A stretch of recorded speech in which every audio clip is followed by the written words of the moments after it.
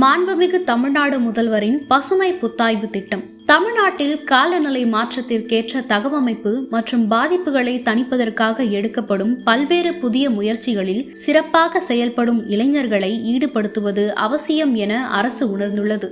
இளைஞர்களின் கையில் எதிர்கால இந்தியா உள்ளது என்பதன் அடிப்படையில் தமிழ்நாடு அரசு மாண்புமிகு தமிழ்நாடு முதல்வர் பசுமை புத்தாய்வு திட்டம் மூலம் சுற்றுச்சூழல் குறித்த பல்வேறு பிரச்சனைகளை அணுகி தீர்வு காணும் வகையில் இயற்கை மற்றும் இயற்கையில் ஆர்வமுள்ள இளைஞர்களை அடையாளம் கண்டு அவர்களை காலநிலை மாற்றம் தொடர்பான பணிகளில் ஈடுபடுத்த முனைந்துள்ளது. இத்திட்டத்தின் முக்கிய நோக்கமானது வேலைவாய்ப்பு, வளர்ச்சி மற்றும் சுற்றுச்சூழல் நிலைத்தன்மை ஆகிய 3 துறைகளின் துணை கொண்டு தமிழ்நாட்டை இந்தியாவின் மற்ற மாநிலங்களுக்கு தலைமை தாங்கும் விதமாக சுற்றுச்சூழல் ரீதியாக முன்னேறிய மாநிலமாக மாற்றுவது, சுற்றுச்சூழல் சார் கொள்கைகள் வடிவமைப்பு, செயலாக்கம் மற்றும் நிர்வாகத்தில் உறுதிமிக்க இளைஞர்களை ஈடுபடுத்துதல், தமிழ்நாடு முழுவதும் சுற்றுச்சூழல் சேவைகளை சிறப்பாக வழங்குவதில் மாவட்ட நிர்வாகங்களுக்கு உறுதுணையாக இருத்தல், சுற்றுச்சூழல் கொள்கை மேலாண்மைக்கு வலுவான நிறுவன அமைப்புகளையும் செயல்முறைகளையும் உருவாக்குதல் மற்றும் சுற்றுச்சூழல் சார்ந்த பிரச்சனைகளுக்கு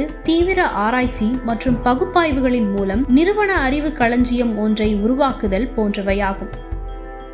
பசுமை தோழர்கள் தமிழ்நாட்டில் உள்ள மாவட்ட நிர்வாகங்களின் சுற்றுச்சூழல் முன்னெடுப்புகளுக்கு உறுதுணையாக முக்கிய பங்காற்றுவர். தமிழ்நாடு பசுமை காலநிலை நிறுவனம், தமிழ்நாடு காலநிலை மாற்ற இயக்கம், பசுமை தமிழ்நாடு இயக்கம் மற்றும் தமிழ்நாடு ஈரநில இயக்கம் போன்ற முக்கிய அரசு திட்டங்களின் செயலாக்கத்திற்கு பசுமை தோழர்கள் துணை புரிவர். சிறப்பான சுற்றுச்சூழல் சேவைகளை வழங்குதல் மற்றும் மீண்டும் மஞ்சப்பை போன்ற சூழல்சார் மாற்றுப் பொருட்களின் பயன்பாடுகளை ஊக்குவித்தல் போன்ற சேவைகளை ஆற்றுவார்கள். முதலமைச்சரின் பசுமை புத்தாய்வு திட்டத்தின் தொடக்கமானது சுற்றுச்சூழல் நிலைத்தன்மை குறிக்கோள்களுடன் இளைஞர்கள் இயைந்து செயல்படுவதற்காக முதல் படியாக இருக்கும். நம் மாநிலத்தை பசுமையான மீள்திறன் கொண்ட மாநிலமாக உருவாக்குவதில் இளைஞர்களின் ஆற்றலையும் அர்ப்பணிப்பையும் தமிழ்நாடு அரசு பயன்படுத்திக் கொள்ளும்.